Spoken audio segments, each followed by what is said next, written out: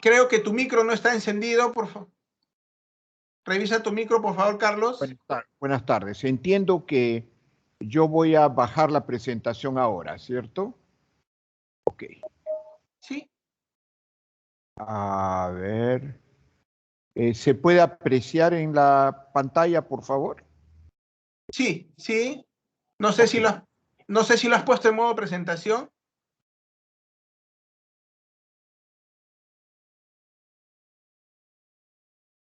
Esquina inferior derecha, exactamente.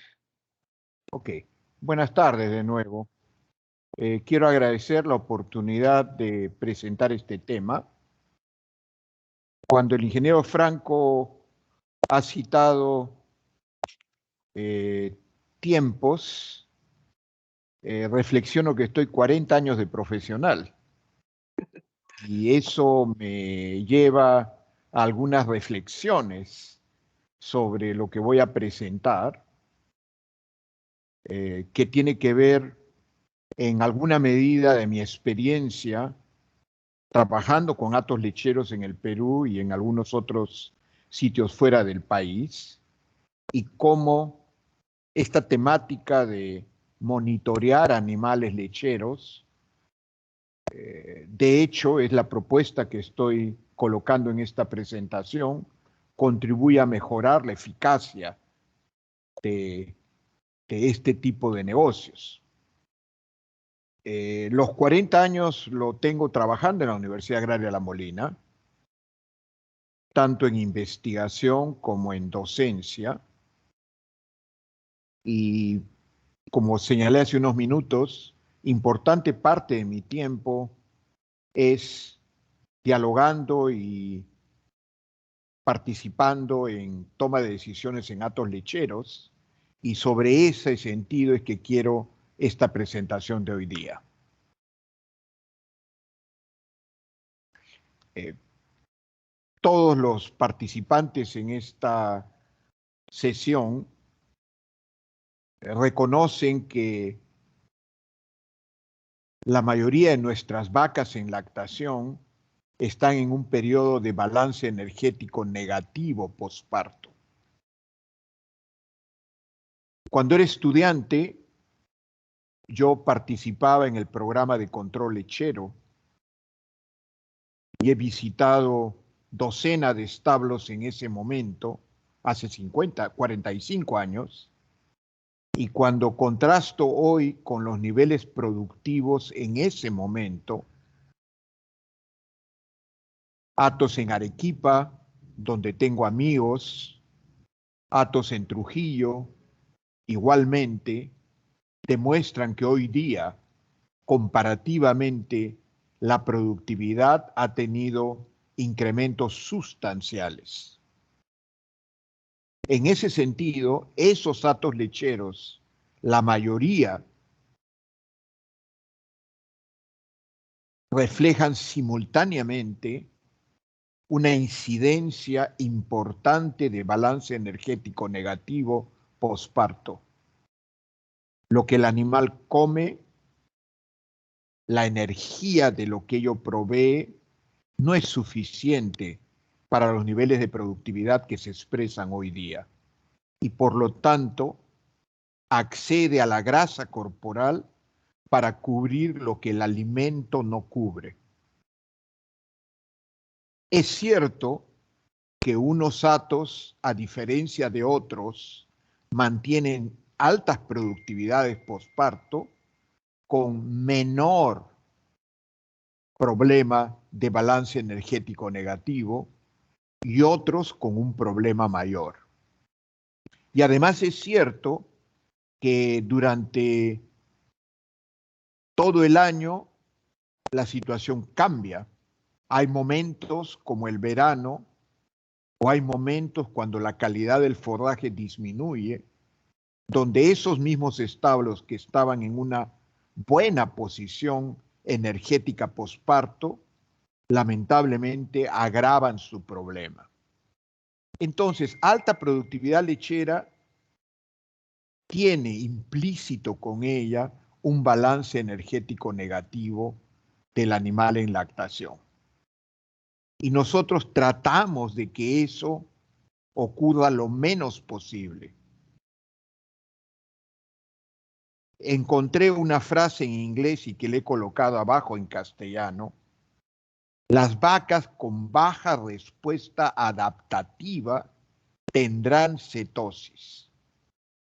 Ese balance energético negativo, ese uso de grasa corporal de reserva para cubrir lo que el alimento no aporta y que la producción lechera alta demanda, hace que algunos animales no respondan adaptativamente suficiente y tienen un problema metabólico derivado de esa realidad.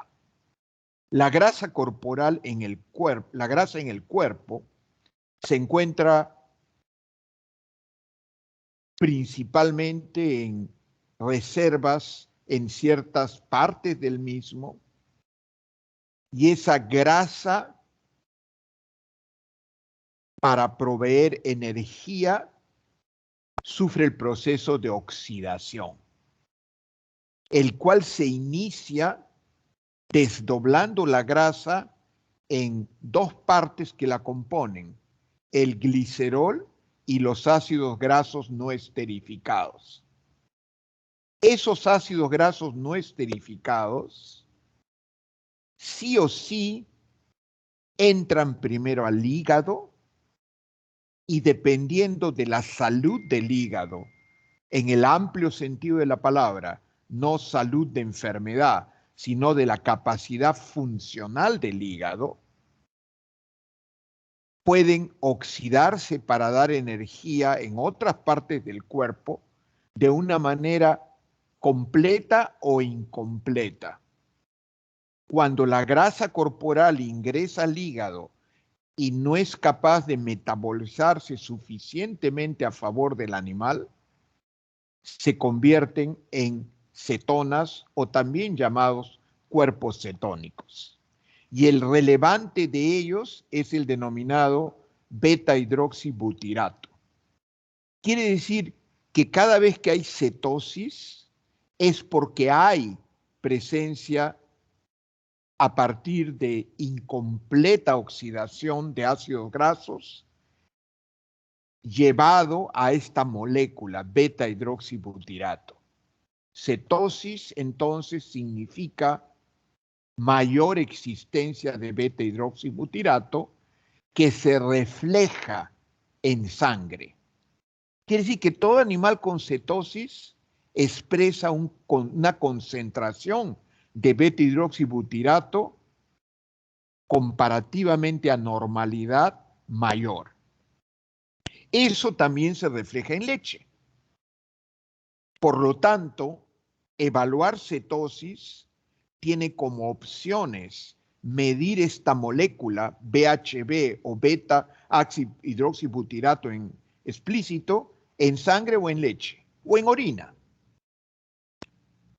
Voy a argumentar en las siguientes vistas que la más eficaz forma de medir la prevalencia, la ocurrencia de cetosis es nivel de BHB en sangre comparado a las otras dos estrategias, orina o leche. ¿Por qué es importante determinar cetosis? La ocurrencia de cetosis. Porque tiene impacto sobre la producción de leche. Los animales que exhiben cetosis, y hay diversidad de trabajos, tienen una pérdida productiva entre 3 a 7%. Además, hay aumento en la probabilidad de saca en esos animales que manifiestan cetosis, así como incremento en el riesgo de metritis y un desmejoramiento de la fertilidad. Entonces, 4 aspectos importantes en la productividad económica de un establo que se ven aceptados cuando el animal tiene ocurrencia de cetosis.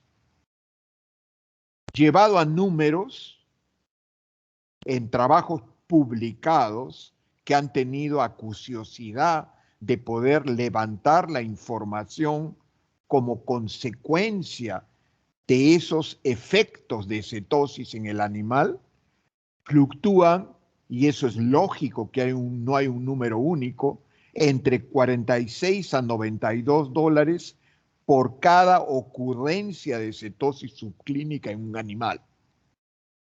Y repito, esos son datos extraídos de literatura científica en trabajos que han tenido revisión de expertos y confirman que la forma que se han hecho los cálculos son razonablemente completos. Entonces llamo el estándar de oro el nivel de BHB en sangre. Estoy queriendo ratificar que la forma superior y eficaz de evaluar cetosis es el nivel de BHB en sangre. Siendo ese el estándar para tener eficacia en evaluar cetosis, la siguiente pregunta es, ¿qué valor me indica que tengo una dificultad real en mi animal o en mi grupo de animales? Sobre eso hay menos consenso. El valor va entre 1,2 a 1,4 milimoles de BHB por litro de sangre. Esto es cuando los valores están en ese o más, se comienza a ver claramente los impactos que hemos reseñado hace unos minutos. Básicamente, por ejemplo, producción de leche. ¿Cuál es el valor en el grupo de animales que podríamos señalar? Preste usted la atención rápidamente porque lo podríamos llamar un nivel de alarma. Cuando 10% y obviamente o más de los animales están por encima de ese punto de corte, es importante que quien maneja el hato le preste específica atención al tema porque es un tema relevante. Usualmente, la primera reacción cuando uno identifica esta ocurrencia desfavorable es preguntarse qué lo está causando y cómo lo puedo enfrentar. Generalmente, uno puede identificar estrategias relacionadas a inhibir la movilización de grasa. Como el BHB es consecuencia de no poder oxidar grasa, entonces la reacción es evita que se mueva grasa. Y hay estrategias que están fundadas exactamente en esa línea. Por ejemplo, niacina es una estrategia que tiene su principal efecto a través de reducir el uso de grasas para obtener energía y al hacer ello evita cetosis. Por ejemplo, cuando yo ya tengo animales con condición corporal excesiva en el preparto, obviamente una consideración rápida es evita que esa condición corporal aumente o inclusive trata ligeramente de reducirlo. Y eso es un manejo de dietas bajas en energía en el preparto si tengo esa condición excesiva corporal en el animal durante esa etapa. Ambos están dirigidos a inhibir o reducir la movilización de grasa. Monensina sódica como aditivo al promover más propiónico en la fermentación ruminal, indirectamente regula hacia menor movilización de grasa. El mismo propósito tiene precursores glucogénicos como propionato de calcio o como propilenglicol. Entonces, si yo tengo más arriba del punto de corte que acabamos de citar para BHB, yo tengo que intervenir para poder contrarrestar el efecto desfavorable que está asociado a esa ocurrencia. El tema, sin embargo, va un poquito más allá. Fíjense ustedes la relación entre la concentración de BHB que está en la axis horizontal. Recuerden, señalé hace unos minutos que el valor es 1.2 a 1.4. ¿Qué es lo que el autor presenta aquí? El autor demuestra con esta gráfica que conforme el problema es más grave, reflejado por una concentración de BHB más alta, el impacto sobre la producción de leche se vuelve más notable. Entonces, muy importante evaluar no solamente si tengo o no tengo cetosis, sino cuál es la magnitud de gravedad del tema, porque eso me permite entender cuánto me está impactando, en este caso, como ustedes pueden ver claramente en la gráfica, sobre producción de leche. Cuando yo tengo altos niveles de beta-hidroxibutirato en sangre, pero mis vacas producen bien, debo juzgar si este 1.2 todavía me es relevante altamente y si debe ser una gran preocupación.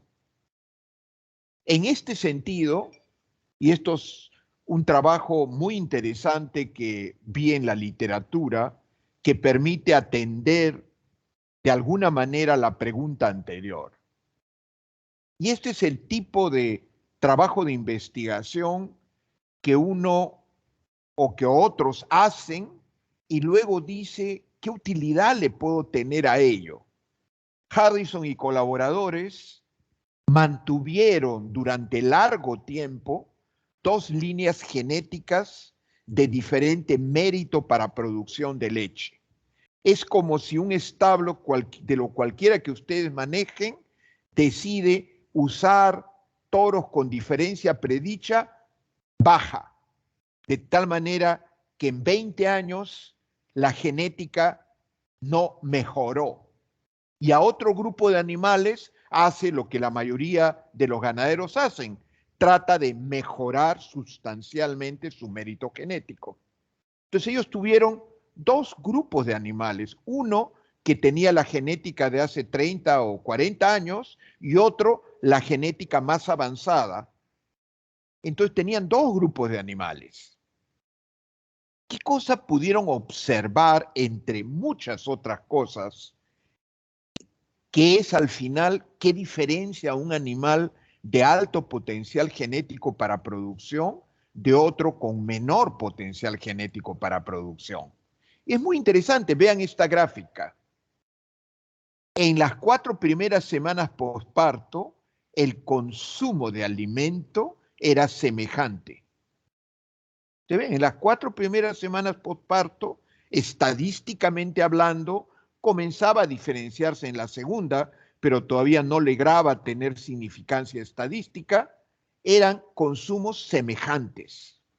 Solamente a partir de la 4ª semana comenzaban a diferenciarse de un modo que estadísticamente podíamos estar convencidos que el consumo de las vacas de mayor mérito genético era mayor. Entonces, pero eso no significaba que la producción de leche no sea superior desde el inicio.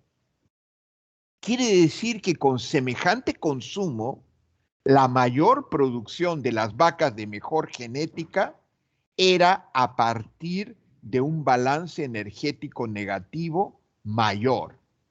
¿Y cómo se demuestra eso? Con esta gráfica de esos mismos animales. En las 4 primeras semanas posparto, el nivel de BHB en sangre en las vacas de mayor mérito genético para producción era más alto que en las vacas de menor mérito genético para producción lechera. Y lo ratificaron porque esos mismos animales mostraban, esto es la cantidad de ácidos grasos liberada de la grasa corporal, era también más alto. Entonces las vacas de mayor producción tienen niveles de BHB intrínsecamente mayores que las vacas de menor producción. Y eso me lleva a que el valor de referencia 1,2 a 1,4 tiene algún espacio para relacionarlo con la capacidad genética del hato cuando usemos esos valores para intervenir. Por lo tanto, el valor es un buen punto de corte, pero tiene que ajustarse hacia arriba, tomando en consideración el mérito genético para producción de leche que yo esté teniendo en el rebaño que estoy manejando. Yo inhibo o reduzco la movilización de grasa. Ese era el camino de algunas propuestas que mencioné hace unos minutos. El doctor Newbold sugiere mirar el tema de beta-hidroxibutirato y cetosis de una forma complementaria. Hemos seleccionado vacas que tienen genéticamente más dependencia de reserva corporal para justamente sostener esa mayor producción de leche.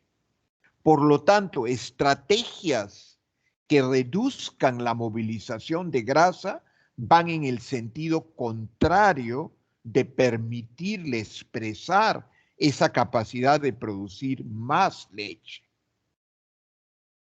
Pero simultáneamente a yo no ir por el camino de reducir la movilización de grasa, debo asegurarme que el hígado no tenga algún impedimento para manejar apropiadamente, esto es, oxidar completamente esa mayor grasa que está siendo removida del cuerpo para permitir ese mayor aporte energético. Y eso lleva a la importancia de evaluar no solamente estrategias que reduzcan la movilización de grasa, sino también a estrategias que permitan grasa que ingresa al hígado, que es el primer camino para lograr su uso energético a nivel de todo el animal, no tengan limitantes para convertirse justamente en esa fuente energética que necesitamos en la vaca en las 4 primeras semanas después del parto. Y ese ha sido probablemente uno de los principales fundamentos para estudiar mejor qué cosa podría facilitar bajo situación práctica el que yo reciba más grasa de remoción y no se me bloquee a nivel hepático produciendo cetosis. Y se ha encontrado, y este es un desarrollo de los últimos 10 años, que justamente esas vacas de mayor genética para producción no cubren el requerimiento de colina con el alimento típico y por lo tanto origina cetosis. Mientras que cuando se suplementaba colina, se lograba incrementos en producción. Y me parece interesante que siendo información relativamente reciente, ya haya 20 trabajos publicados en revistas de alto impacto que tratan el tema del uso de colina durante el periodo de transición y su impacto sobre producción y salud. Y estos 20 trabajos incluidos en esta revisión numérica cuantitativa demuestra la importancia de facilitar al hígado en vacas de alta producción la capacidad de metabolizar la grasa que remueve del cuerpo. Permítame, habiendo explicado como primera parte la importancia de monitorear BHB por el impacto que produce en los animales, y por otro lado, teniendo una primera mirada sobre cómo manipular o intervenir para reducir su impacto, conversar con ustedes sobre cómo implemento en un hato el uso de esta herramienta, medir BHB en sangre, para entender el problema, la magnitud de cetosis, tal vez en mi establo. Y en ese sentido, yo agradezco a través de el ingeniero Franco y su equipo que me ha permitido acceder a alguna información de establos en Lima, Trujillo y Arequipa que hacen uso de monitoreo de sus animales con la medición de BHB en sangre. Antes de avanzar, introduzco de nuevo el valor de corte. Animales que muestren más de 1.2 y menos de 3, es típico llamar que están en cetosis subclínica.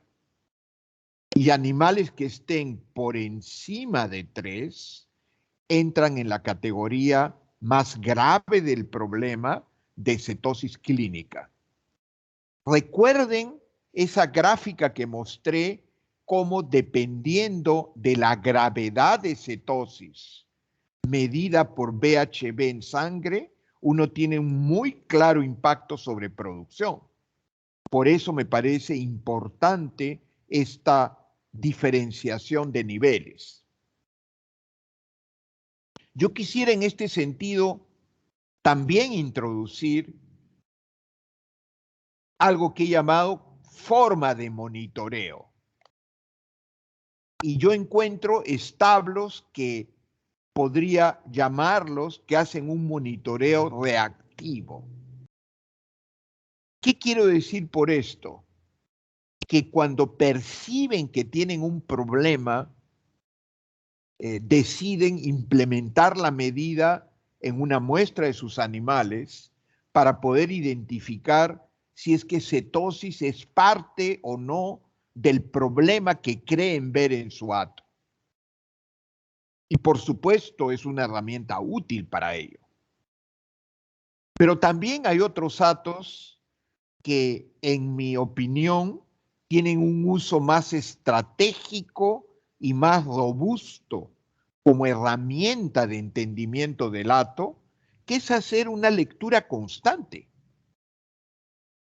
Quiere decir que yo monitoreo no cuando creo que tengo un problema, sino lo monitoreo frecuentemente para adelantarme a la existencia del problema y poder prevenir.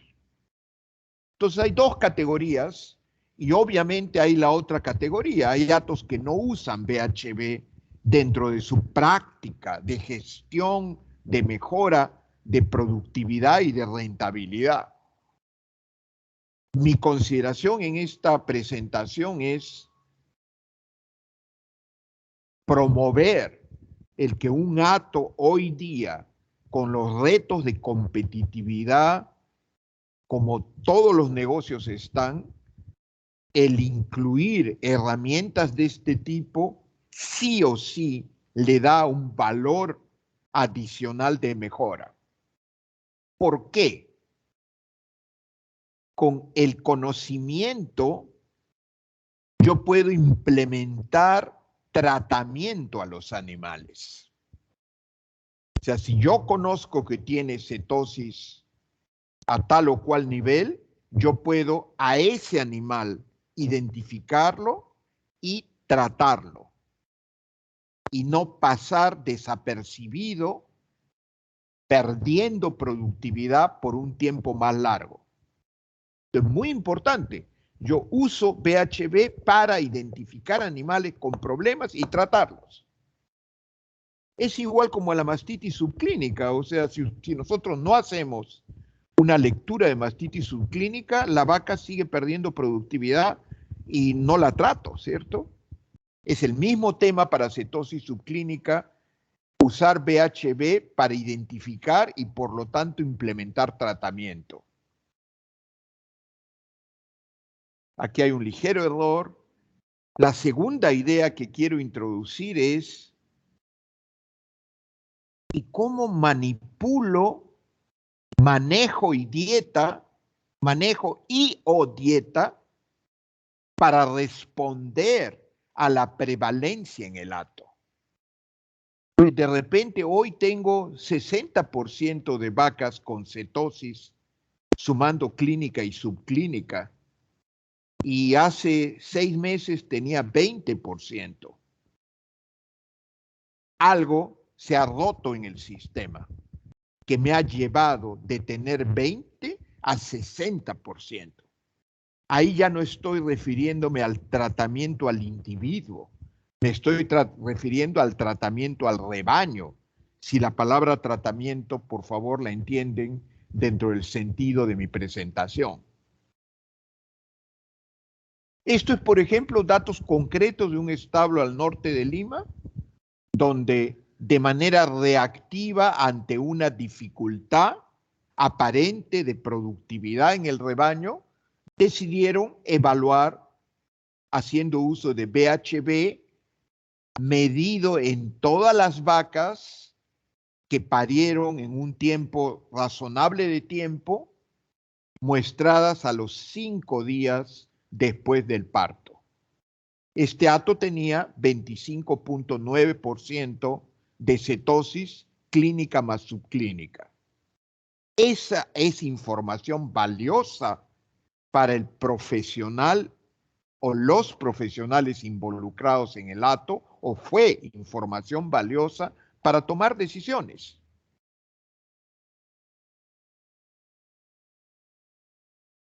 Si diferenciamos de ese total, que era 25.9, cuánto era clínica y subclínica, ciertamente cuando miren BHB, permite hacer también esta diferenciación.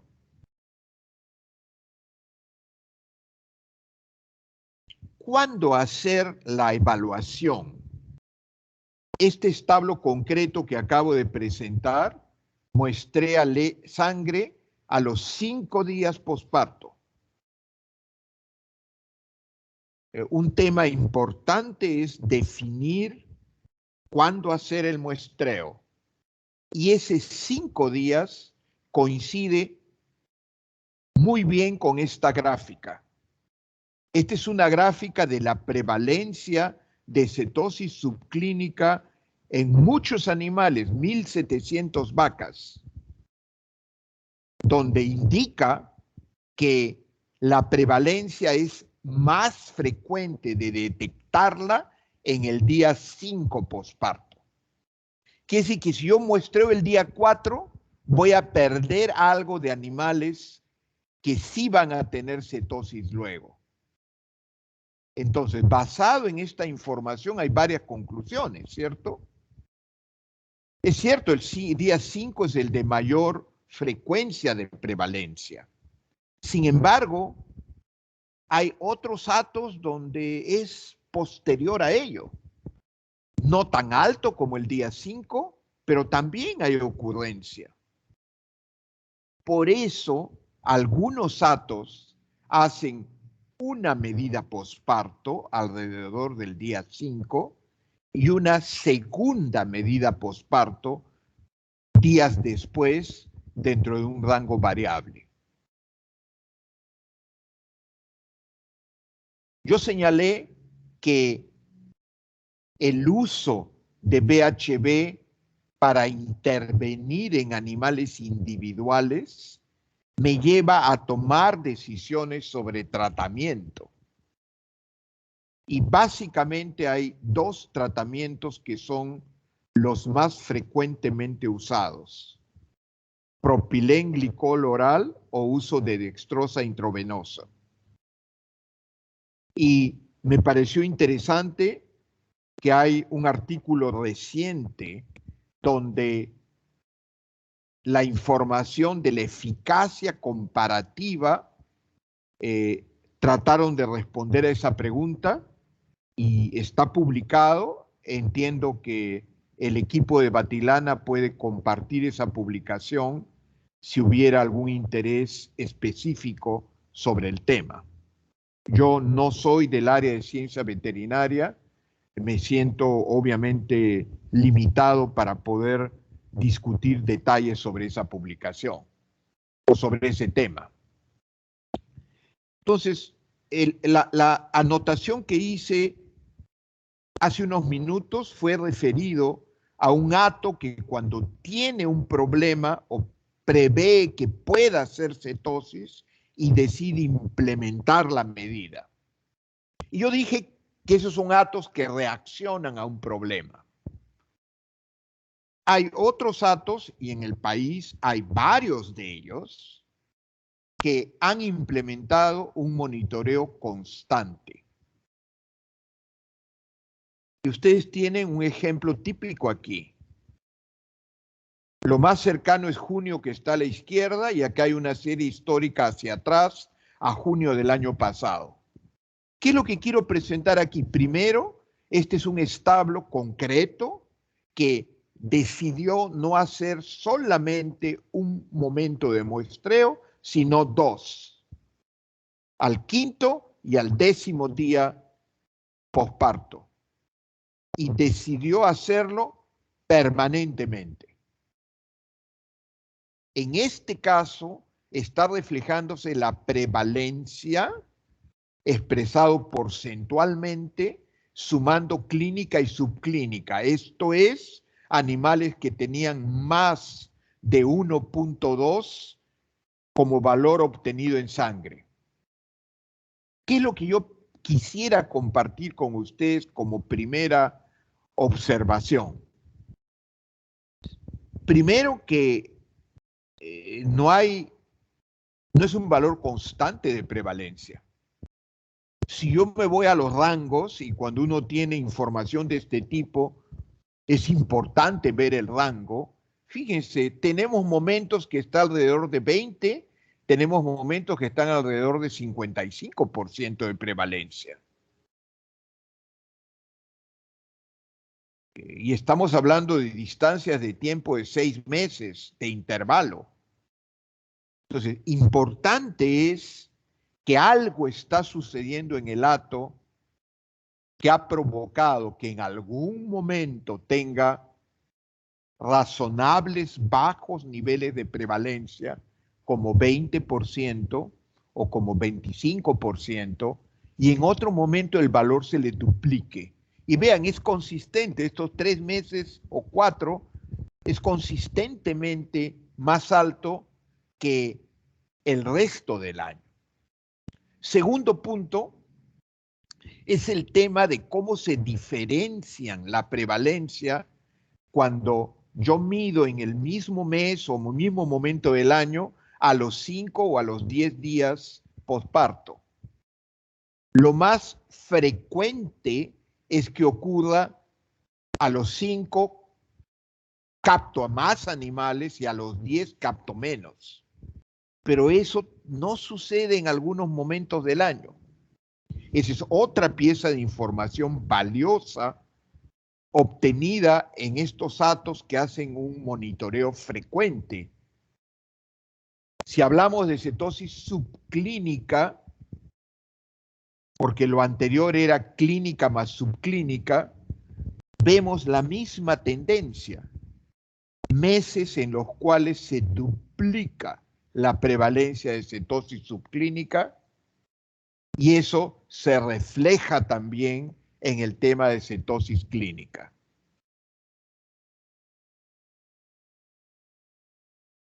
¿Por qué puede haber esa variabilidad? No es la genética, obviamente, porque el hato no cambia en un año calendario. No es la localidad, no es estar en Trujillo o estar en Arequipa. Tiene que ver con aspectos de manejo y tiene que ver con aspectos de dieta.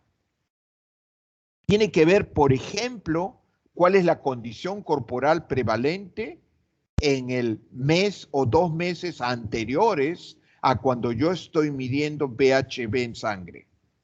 Estos animales con 4 de condición corporal son candidatos altamente riesgosos para mostrar cetosis subclínica y todas las consecuencias que ello conlleva. Hay aspectos de consumo de alimento. Y esto, para hatos que se manejan en la costa, hay una clara relación con el efecto de estrés calórico, cuando inclusive el manejo ambiental implementado en el verano no ayuda al animal para que ese efecto de estrés calórico se manifieste agudamente durante el verano. ¿Cuál es otro impacto? La variabilidad nutricional de la ración. Y aquí puedo poner 2 ejemplos. Calidad de forraje. En Arequipa, por ejemplo, el heno de alfalfa, no necesariamente, que es un alimento de muy buena calidad, es disponible a un costo y disponibilidad física razonable durante todo el año. Y cuando yo tengo menor calidad forrajera en general, es más frecuente tener balances energéticos negativos más graves y por lo tanto inducir a un problema de cetosis. Algo en mi experiencia también muy frecuente es yo intervengo con aditivos en la dieta, obviamente para tratar de remontar un problema. Sin embargo, y creo que a veces no se entiende suficientemente, hatos comerciales bien difícilmente pueden detectar la eficacia de un aditivo. Bajo ese escenario, la afirmación voy a probar cambiando A por B tiene muchas veces fracaso. Y eso se refleja en una consecuencia de haber cambiado algo que estaba funcionando para probar algo que podría reemplazarlo. Proteína metabolizable, por ejemplo.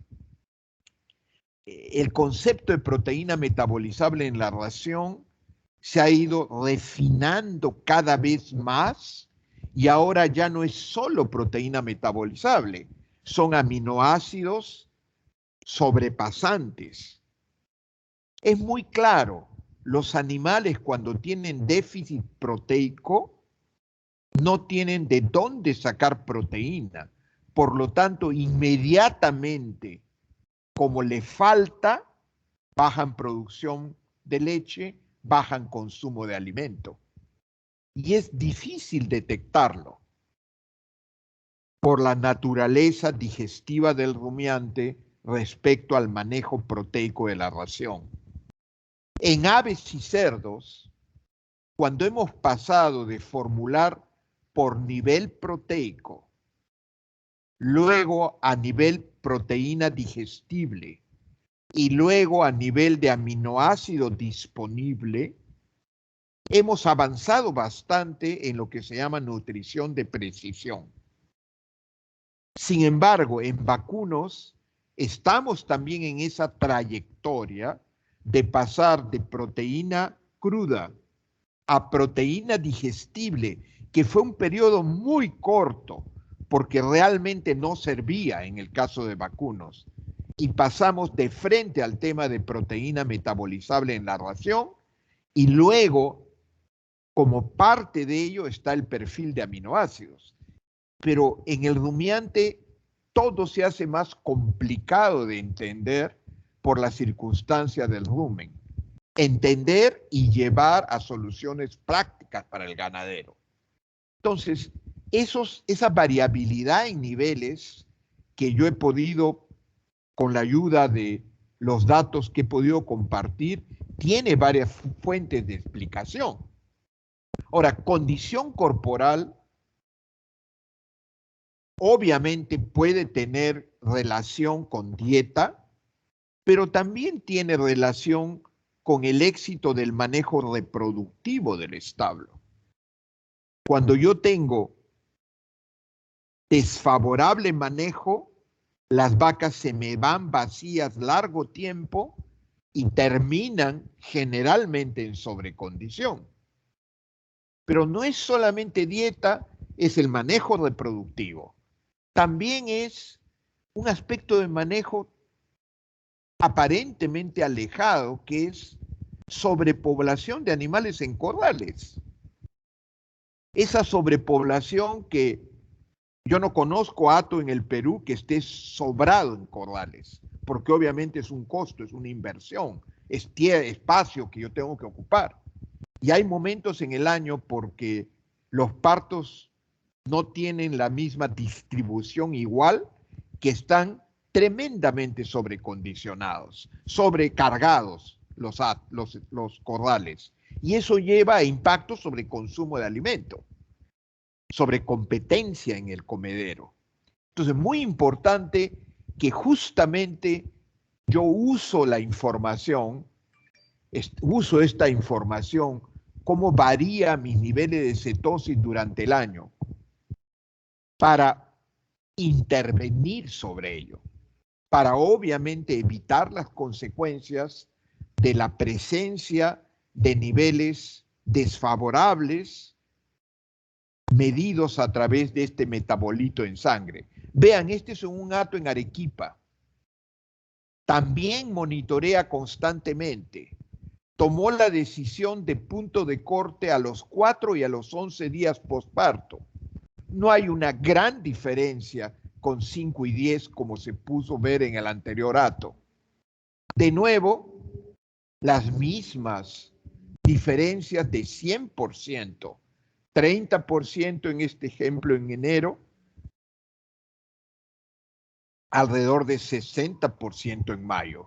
Es cuando uno ve las tendencias año a año en hatos que tienen alguna constancia en su programa alimentario, en su programa de manejo, uno dice, bueno, esto el próximo año va a ocurrir de nuevo, ¿no? Si es que comparo año a año.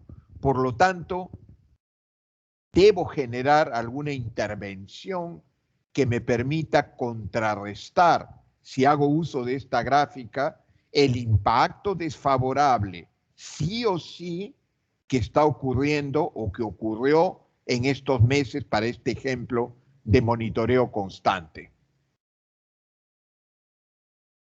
Igual, esto va a estar disponible, como indicó el ingeniero Franco, para subclínica y clínica.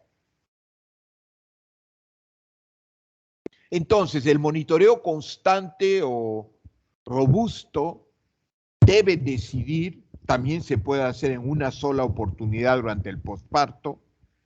Sin embargo, basado en la histograma que mostré, hay animales que presentan la cetosis o rebaños que presentan cetosis, no necesariamente solo alrededor del día 5, pueden hacerlo alrededor del día 10 o el día 12. Por lo tanto, tener 2 ventanas de análisis mejoran sustancialmente el poder tener información para intervenir. Interesantemente encontré en la literatura que un animal afectado de cetosis, cuando se recupera, normalmente tiene alrededor de 5 días. Por lo tanto, no tiene mucho sentido que el espacio entre la primera y la segunda medida sea menos de 5 días. La sugerencia es que sea 5 a 7 días de periodo desde el momento primero en que se midió y un momento posterior segundo. Como conclusión, podría señalar entonces que el monitoreo de BHB en sangre es una herramienta importante para mejora de la producción lechera porque permite identificar animales afectados por citosis, cuya información contribuye a reducir su prevalencia a través de estratégicos programas que involucran aspectos de alimentación y aspectos de manejo en general del rebaño. Eso es lo que tenía organizado compartir con ustedes. Con gusto atender preguntas o sugerencias o comentarios para, en la medida de lo posible, tratar de atenderlos.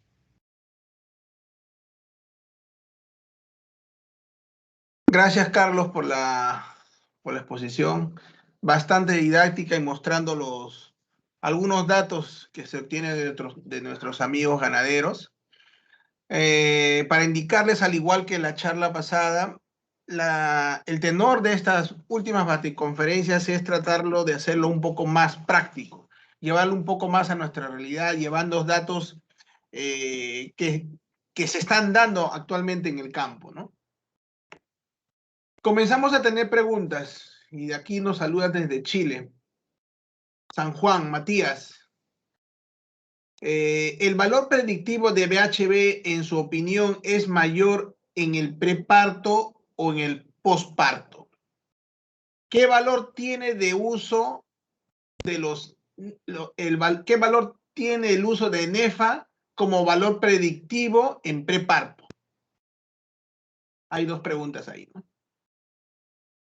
Yo he centrado mi presentación a el tema de BHB porque es la herramienta más robusta que existe en el mercado peruano hoy día para evaluar el tema de cetosis. Lamentablemente, y lo digo, lo uso la palabra, no hay disponibilidad generalizada para medir ácidos grasos no esterificados, y basado en el comentario que acaba de hacer Néstor, he tratado de ser lo más práctico para la realidad de la mayoría de los participantes que no tienen acceso a ácidos grasos no esterificados, pero como he demostrado, sí tienen acceso y hacen uso de BHB en sangre. Basado en eso, lamento que no tengo una respuesta porque no he hecho la revisión de ácidos grasos no esterificados, por un lado, y segundo, tampoco tengo datos de la experiencia práctica nacional porque no hay uso de ello.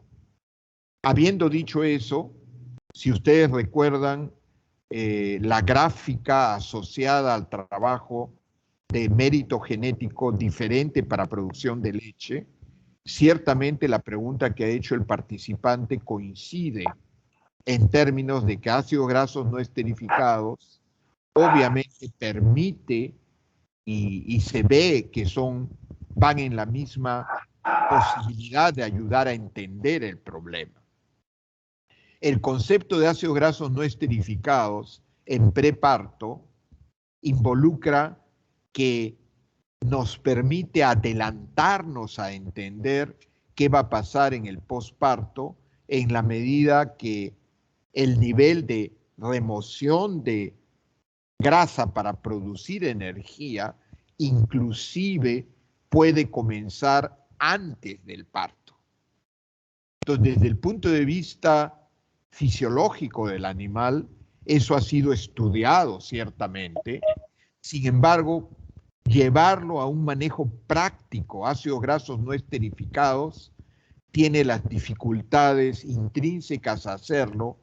Me refiero, por ejemplo, nadie sabe a ciencia cierta cuándo el animal va a parir, porque el más o menos alrededor de la fecha del parto puede ser fácilmente 10 o 12 días. Por lo tanto, hacer una medición y estar convencido que estoy 3 días antes del parto, desde el punto de vista práctico es inmanejable. Pero coincido en que hay posibilidad, inclusive, como ha mencionado el participante, de predecir ocurrencia posparto a partir de datos en preparto y que se han demostrado en trabajos experimentales. Eso sería, lamento, no puedo elaborar adicionales ideas, pero por favor, si el participante quiere añadir algún comentario o idea, nos enriquecería a todos. Adelante, Néstor. Ok, gracias Carlos. Tania Gamarra nos pregunta, en verano se incrementa la prevalencia de casos de cetosis clínica y subclínica debido al estrés calórico. ¿Qué estrategia en la fórmula de vacas postparto me recomendaría? Gracias por la pregunta y quiero reafirmar el tema. En ganadería hay multicausalidad a veces de problemas. Y yo trabajo en nutrición. Hace tiempo aprendí que la nutrición tiene que ver con el manejo, que la nutrición tiene que ver con la salud, la nutrición tiene que ver con la genética del animal y otros. En el verano se presenta varios problemas típicos en un establo práctico en la costa, en la sierra y en cualquier sitio del país. Por ejemplo, en el estrés calórico, el animal puede perder su consumo hasta un 30 o inclusive 40%. Desde ese punto de vista, el menor consumo de alimento obliga a cambiar la fórmula, porque el animal está comiendo 30% menos. Entonces tengo que aumentar la concentración nutricional. Pero no es solamente ello. Israel es el mejor ejemplo. Israel, a pesar de tener variabilidad climática más excesiva que en el Perú, la diferencia de producción de leche verano-invierno es casi cero. Y cuando uno conversa con los profesionales de ese país, ellos siempre mencionan la mitad de esa mitigación es fórmula, la otra mitad es manejo de enfriamiento. Quiere decir, respondiendo a la pregunta, permítame que la hice más ampliada, cierto que la alimentación es importante, pero no hay que descuidar que no es suficiente si yo quiero una mitigación amplia. Tengo que implementar programas de enfriamiento. Yendo al tema específico de estrategias de formulación, uno, tengo que aumentar la concentración nutricional. Pero eso me va a llevar teóricamente a aportar lo mismo que en invierno. La pregunta es, ¿eso suficiente? La respuesta es no. Cuando hay estrés calórico, el requerimiento por kilo de peso o por animal, por ejemplo, de micronutrientes que controlan productos de oxidación que se aceleran en el verano, necesito más. Quiere decir que no solamente debo concentrar para estar en el mismo aporte del invierno, sino, por ejemplo, en micronutrientes tengo que dar más por animal día que en el invierno. Entonces, esa estrategia de formulación de vacas postparto tiene una serie de escenarios, ¿no? He mostrado uno, aumentar la densidad nutricional. He mostrado otro, aportar más que en el invierno. Por ejemplo, en micronutrientes estratégicos antioxidantes. Y puedo seguir dando ejemplos de elementos en formulación de vaca postparto que permitirían mitigar la consecuencia de un balance energético negativo que causa cetosis clínica o subclínica. Adelante. Gracias, Carlos. Otra alternativa, o en otra realidad, para épocas de forrajes de baja calidad, podría ser el uso de amilasa y reducir el BHB.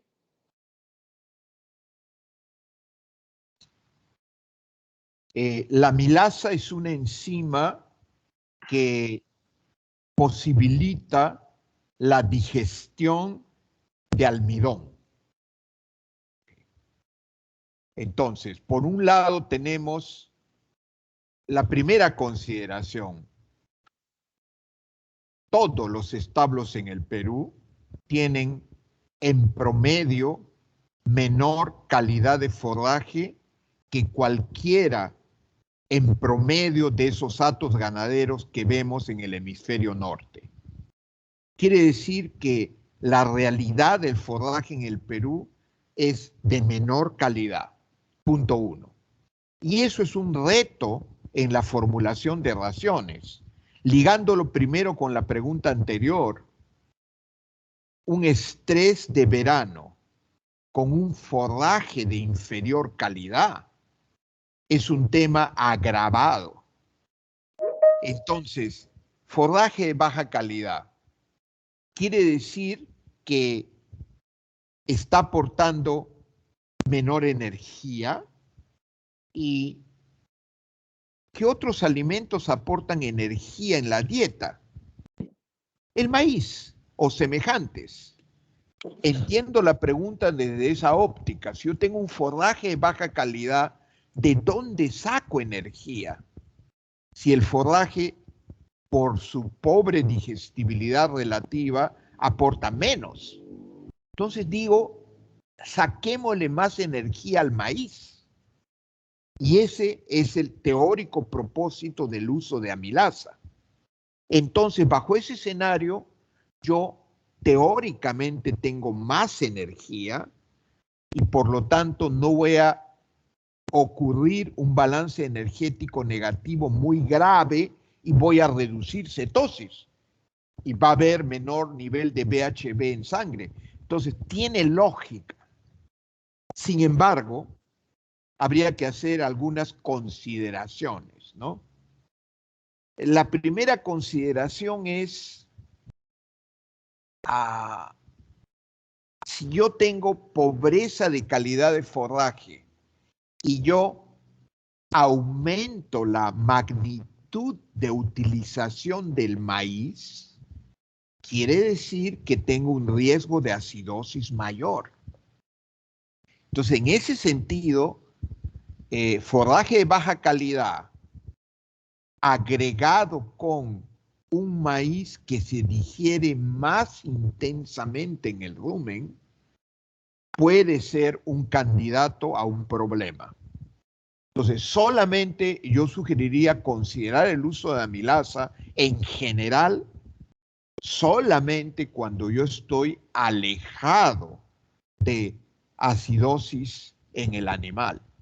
Si yo estoy cercano o marginal, hay que tener bastante preocupación de que no se agrave el problema.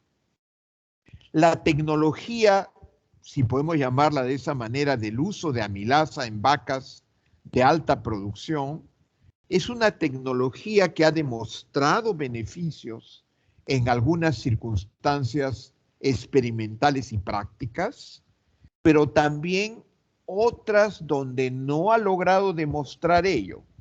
Y no me extraña, porque depende en qué escenario ha sido evaluado, experimental o práctico. Va a haber escenarios donde tiene un impacto benéfico y va a haber otros escenarios donde no va a haber diferencia e inclusive va a haber en otros en el que puede causarse problemas. Ese sería mi comentario. Agradezco a Claudio tu pregunta. Tania Gamarra nos pregunta, ¿los rangos de BHB en cetosis clínica y subclínica son los mismos para las distintas razas lecheras?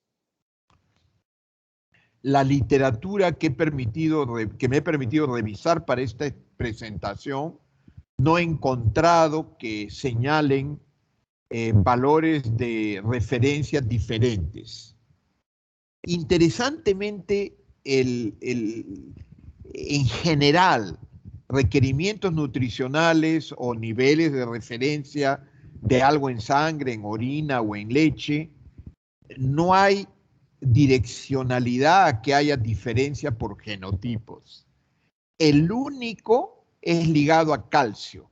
Por algún motivo, el genotipo Jersey manifiesta algunas diferencias con las otras razas típicamente usadas en lechería. Pero para el propósito que estamos hablando, no hay reportado la necesidad de usar valores de referencia diferentes. Que me hacen una pregunta por otro medio, también por el WhatsApp. ¿Qué tan bajo el valor de BHB en milimol por litros luego de una intervención en animales positivos a cetosis subclínica puede ir sin afectar o competir con el pico de producción? La pregunta, entiendo, está relacionado al concepto que he introducido de que un animal de alta producción podríamos manejarlo con un nivel de BHB con una relajación relativa en su punto de referencia. Ese es punto uno, ¿no? Punto dos, un animal que tiene el valor de referencia que yo use y yo intervengo a ese individuo con alguno de los programas que hemos visto, típicamente 5 días, indícase, es lo que toma para volver a un valor de normalidad, esto es, debajo del punto de referencia. Esas son las dos consideraciones que podría mencionar. Creo que no hay más preguntas, Carlos. Ha sido bastante clara la exposición. Yo creo que con eso damos por finalizado. Hay una pregunta tal vez que Bueno, está en el chat. Hans Adriano acaba de ingresar con una pregunta más. A ver, te la leo. Sí, Si por favor. realizamos el análisis de BHB y tenemos valores de 3 milimol por litro o mayores, pero no se observa una marcada pérdida de la condición corporal, las vacas anímicamente están bien, no hay signos de cetosis clínica. ¿Cómo deberíamos interpretarlo? Punto uno, yo tomaría otra muestra para verificar que el valor sea realmente 3 milimoles. Punto dos, la literatura señala la alta limitación de clínicamente determinar cetosis clínica. O sea, aparentemente la variabilidad en manifestaciones de animales es grande. Entonces, dentro de esa variabilidad, si realmente el valor es 3, estaría explicándolo de esa medida, ¿no? De que no manifiesta cetosis clínica, uno, por la dificultad de hacer una evaluación clínica de cetosis.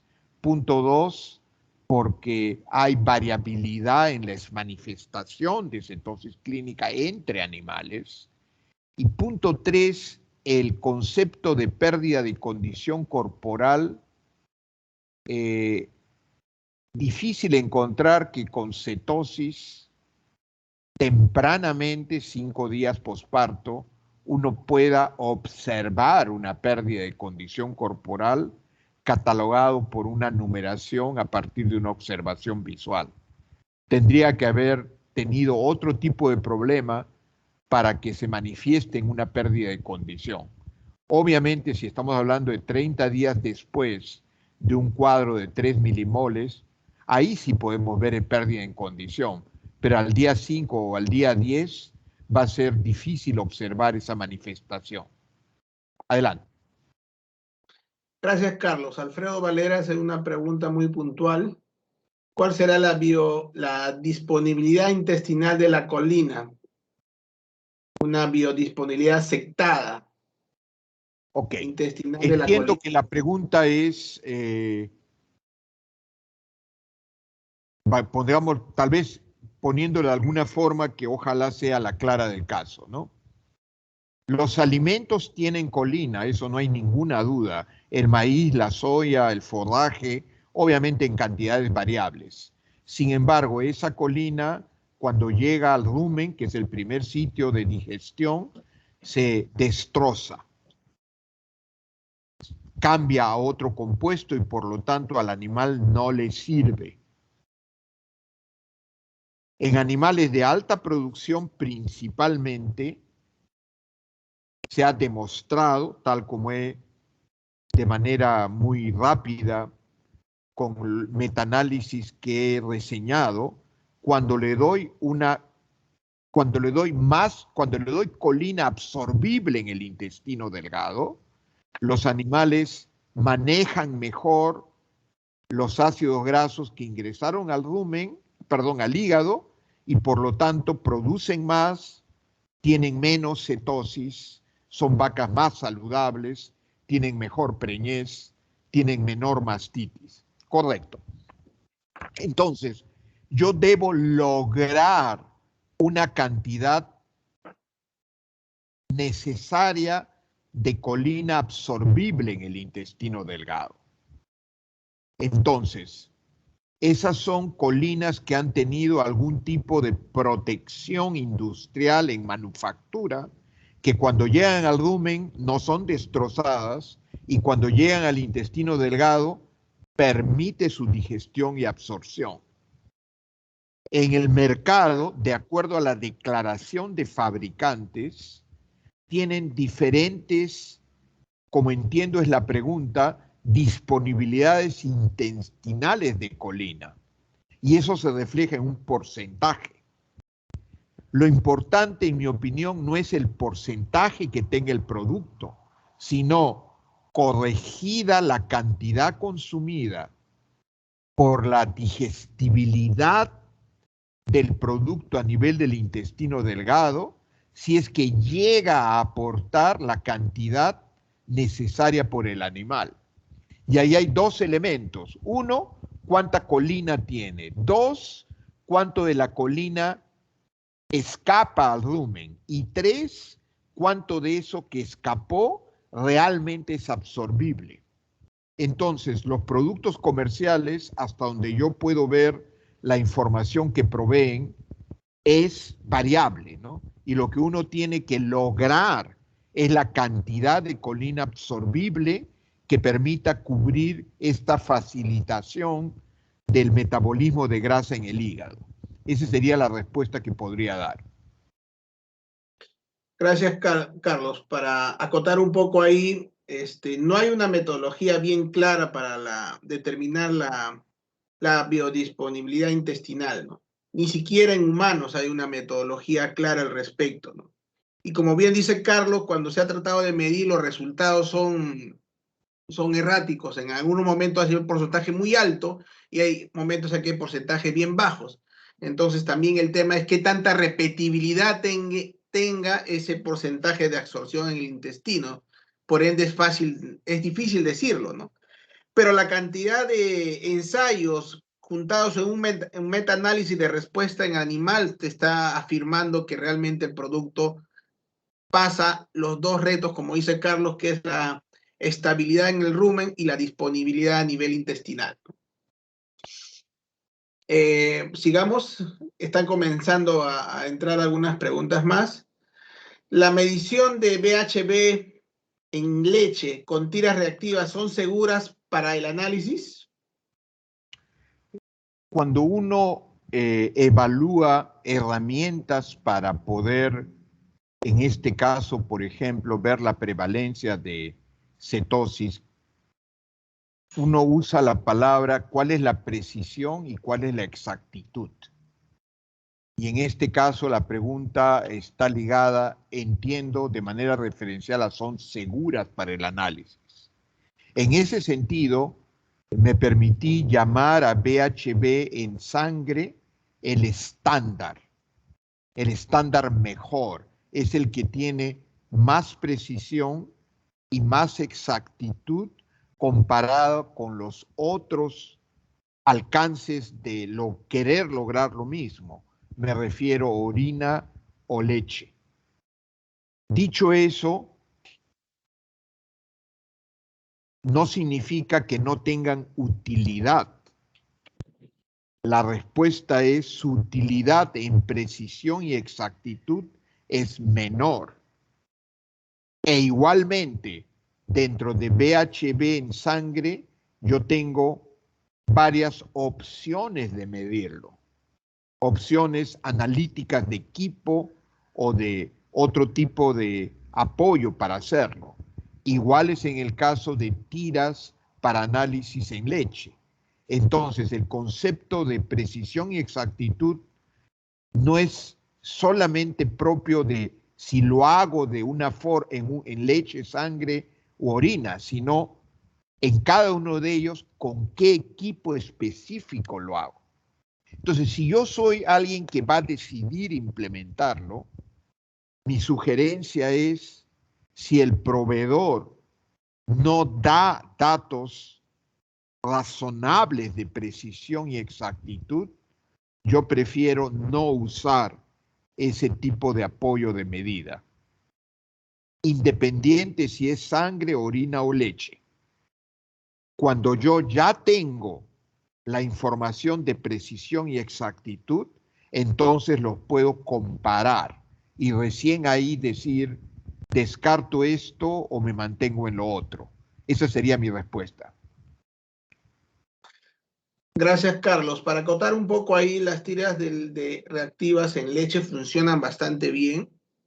De preferencia, cuando uno quiere hacer una evaluación, se usan estas tiras con mediciones porque tienes un valor importante de corte para meterlo en una prueba estadística.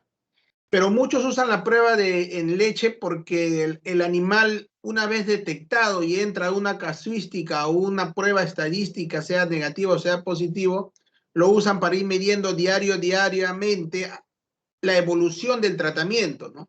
Porque es conocido que nosotros tenemos un tratamiento de batalla que a veces es de 3 días, pero a veces el animal puede demorar 3 días, puede demorar en algunos casos 4 días, y como bien dijo Carlos, puede durar 5 días.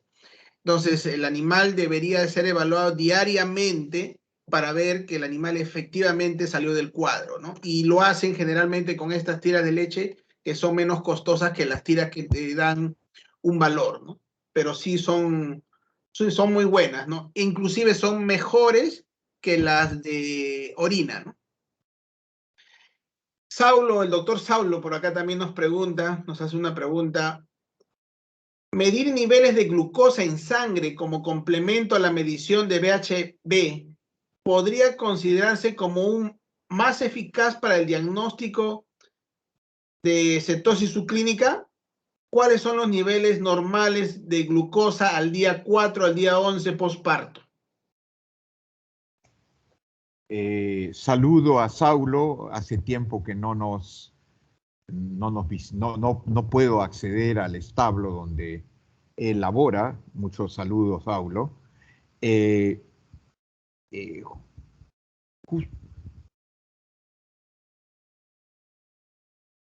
Glucosa en rumiantes tiene bastante más debilidad que en no rumiantes para entender metabolismo del animal.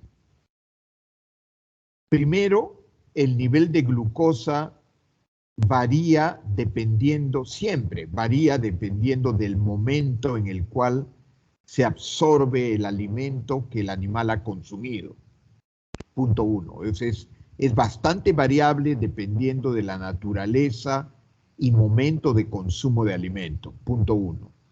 Punto dos, en el rumiante particularmente, glucosa no es el principal motor energético del animal. El principal motor energético son los ácidos grasos que se absorben a partir de la fermentación. Y tercero, el nivel de glucosa responde a una serie de eventos independientes del metabolismo, como es el estrés en el animal. Yo no he encontrado una utilidad práctica de medir glucosa en sangre para poder ayudar a entender el problema de cetosis, como indica la pregunta. Añadir glucosa a BHB podría ser más eficaz para el diagnóstico. Yo dijera que no, por lo que acabo de explicar de la naturaleza o la significancia de glucosa para un rumiante como herramienta para medir su estado metabólico. Y segundo, es suficientemente eficaz el BHB. No encuentro mucha necesidad de agregarle eficacia sobre algo que intrínsecamente ya es de suficiente eficacia práctica. En ese sentido sería mi respuesta. Gracias. Gracias, Carlos. A medida de complemento, los valores de glucosa en sangre son bastante amplios. Y para los niveles en los cuales nosotros exploramos y tenemos los valores de cortes de 1.2 o 1.4 o de 3, ya sea para cetosis subclínica o clínica, los valores que hemos encontrado nosotros de glucosa figuran como normales. Entonces, como dice Carlos, muy poca es la ayuda que nos pueda dar el hacer en paralelo el análisis de glucosa. Hemos encontrado valores inferiores a 40, donde ya hay un verdadero problema energético, pero los hemos encontrado cuando hemos hallado esporádicamente valores de BHB alrededor de 6 o 7. O sea, bastante mal el animal. Y ahí recién tenemos valores de alarma en glucosa. Entonces, concuerdo con el doctor Carlos y en la práctica que hemos visto nosotros que son muy pocos predictivos en el acompañamiento del diagnóstico con el BHB, ¿no? Creo que no hay ninguna otra pregunta más. No veo que ingrese ninguna más por el WhatsApp o por el chat. Creo que sería todo, Carlos. Muy agradecido por tu tiempo, muy agradecido a los participantes. Ha sido una conferencia bastante interesante, mostrando datos de lo que vienen haciendo nuestros amigos los ganaderos en las diversas zonas. No se olviden de revisar nuestras redes sociales, por favor. Eso sería todo y hasta una próxima Baticonferencia ganadera. Buenas noches. Buenas noches con todos. Un gusto. Revisen nuestra canal de YouTube. Ya les informaremos cuando estén colgadas estas presentaciones. Muchas gracias a todos. Saludos. Gracias por su participación.